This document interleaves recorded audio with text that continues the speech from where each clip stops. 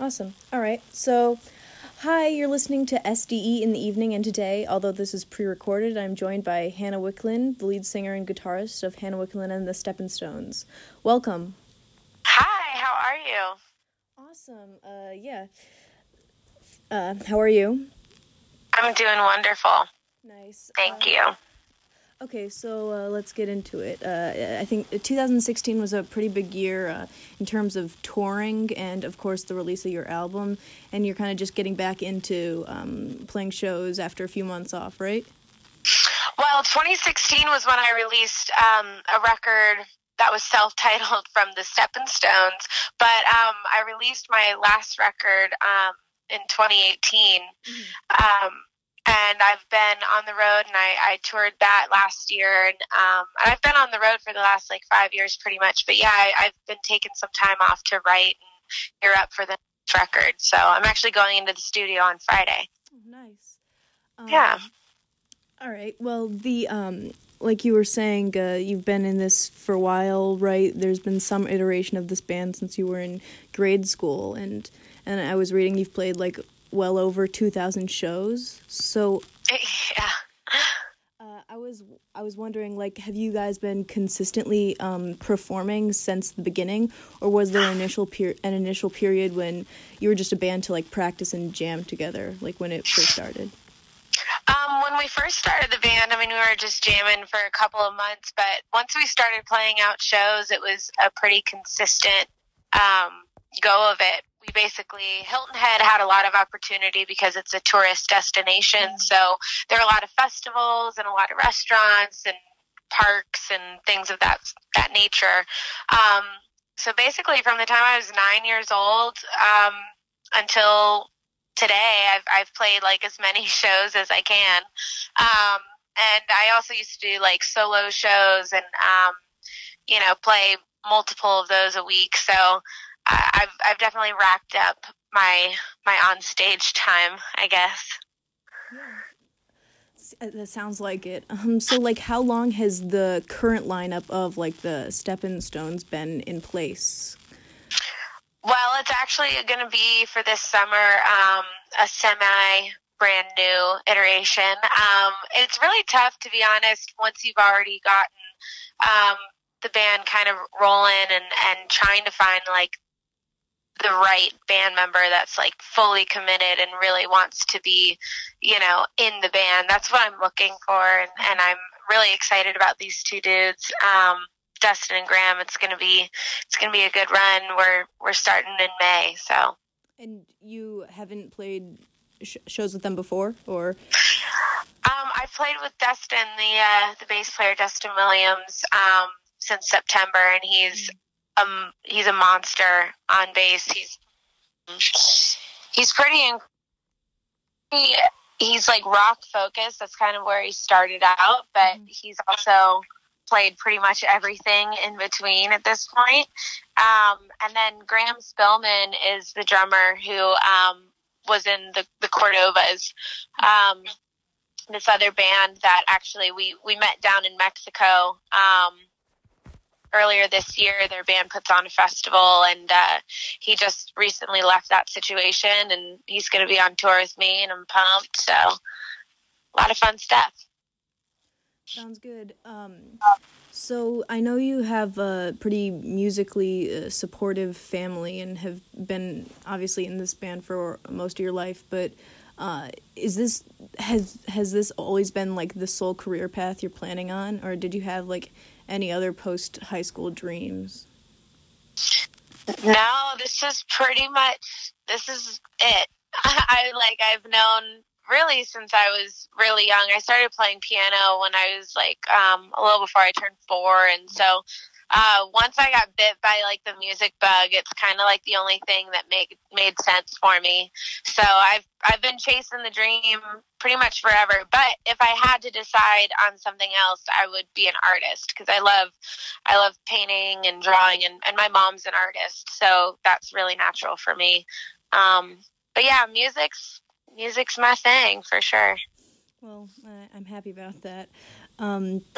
So I was reading how you've put out, and you said when we started this, you've put out like many CDs over the years that like aren't on like streaming services. So I'm wondering, like, are all the songs, or if the songs on the self-titled album that is like out digitally, if they were all specifically written for it, or have they like accumulated over time?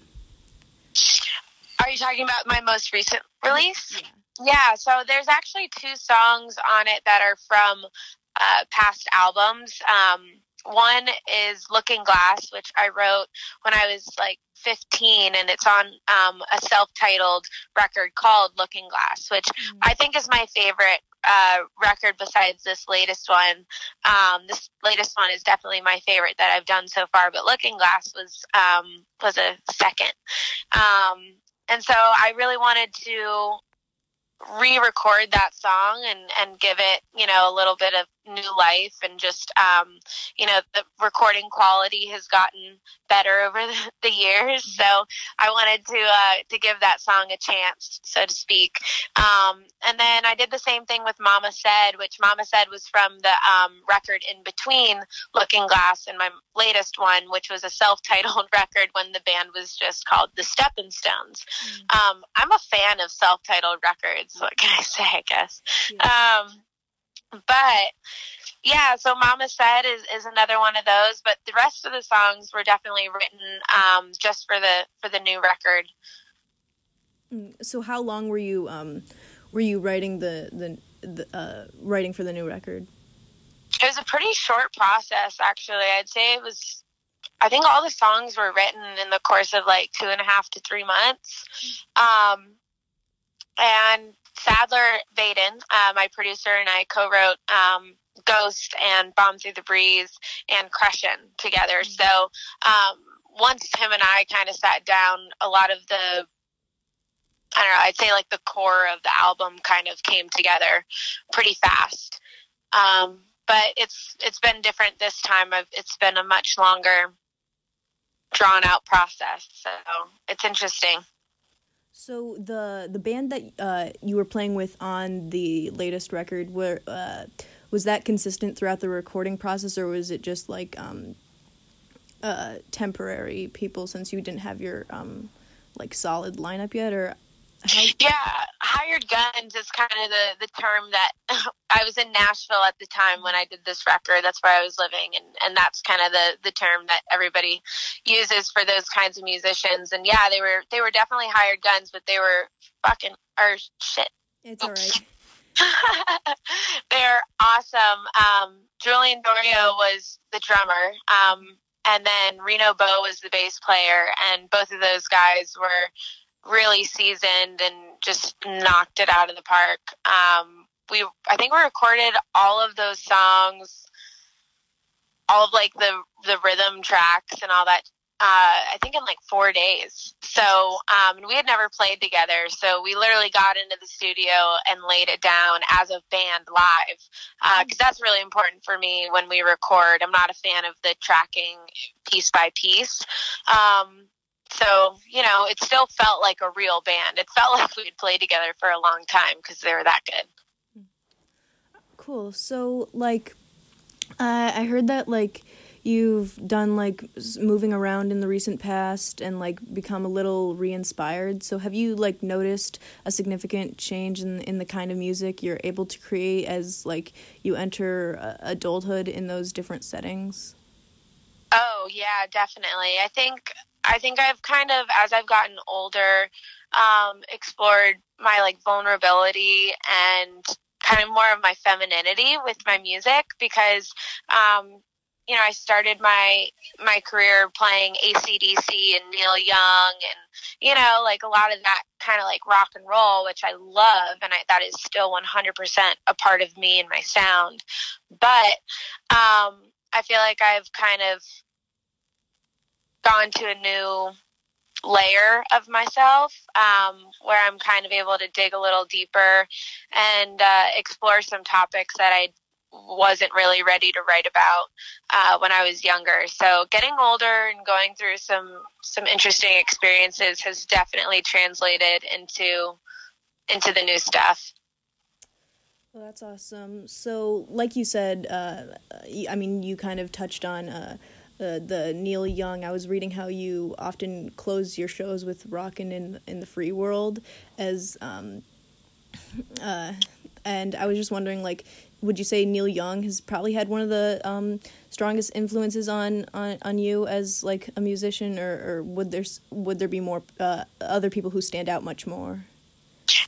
Neil Young is definitely a huge inspiration. I've actually been listening to his Lanois record a lot gearing up for this next project of mine, and he was one of my initial first influences. Because yeah, "Rockin' in the Free World" was the first song that we ever learned to play as a band, and we've closed with it for like 10 straight years, like every show as the last song.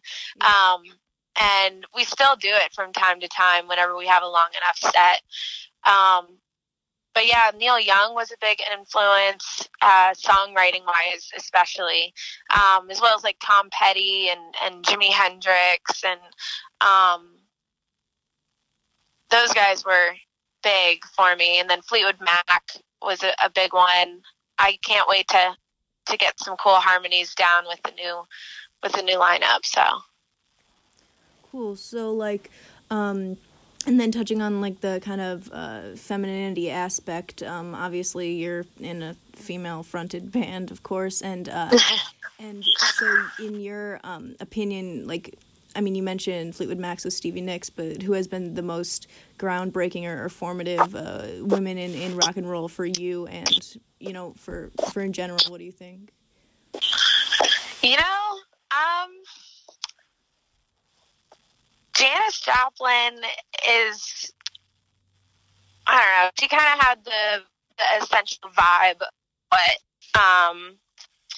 of like the femininity in music that I've started to find more naturally, because she's always been an influence, but I think I've started just now to realize how much of an influence, because a lot of people compared me to her when I was young, and so I kind of never explored or wanted to say that she was like my number one girl, but I think realistically she had the most impact on me, at least voice wise and like emotion wise. Like, no, she knows how to emote a song. Like, she knows what she's singing and she believes what she's singing. And I think that was a really valuable lesson that I got from her. Like, her and Jimi Hendrix and all the people that really like show emotion and like are really invested in what they're doing. That was really impactful for me. Yeah, I can even see that, like, looks wise too, on a physical level, the influence of her. I know We got the same hair, I think. yes. Similar, at least. I know that. I mean, we've been talking about it this whole time, but the latest album only came out a little over a year ago. But you said you're heading back into the studio. So, like, is there on the trajectory, or is there new singles planned, or a new album, or do you have any idea of when those would be released? So I'm not 100% positive. We're just starting the process in like 2 days, and we have a good idea of what the plan is, but it's not set in stone yet. So I'll let you know. Stay posted. All right, yeah, no, I'm excited. So we discussed the musical influences, but I'm just do you find any inspiration in like works like of literature or film or anything that you think stands out to you, or has influenced your music a ton, or is it mostly just the people that you have mentioned? No, I definitely draw a lot of inspiration from like everything, like the whole world, like walking around in nature. And I actually I draw a lot of inspiration from silence. Like, I like just like observing and like kind of being in a different world. But I've drawn a lot of inspiration lately from reading. There's actually a song on the record, the last one, called "On the Road," which was 100% driven from Jack Kerouac's book. And I don't know, anybody who reads that book and who's also, been on the road, it's like, wow, this is a pretty accurate depiction of kind of the, I don't know, the essence of it. Obviously, the time stamp is a little different, but I really related to that.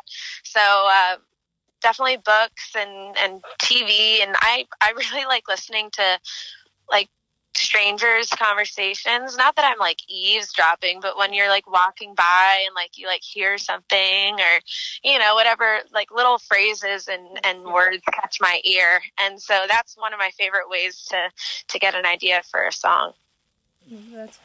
That's awesome. Yeah, I know Jack Kerouac, obviously lasting impact on musicians, especially the ones that you previously mentioned, like from like the 60s or whatever, with that whole beatnik thing. So I know that today you actually announced that you were gonna announced an announcement that you were going to make of your future touring schedule. So I was just wondering, I mean, I wrote these questions before I saw that, but like, do you have plans for a Chicago show?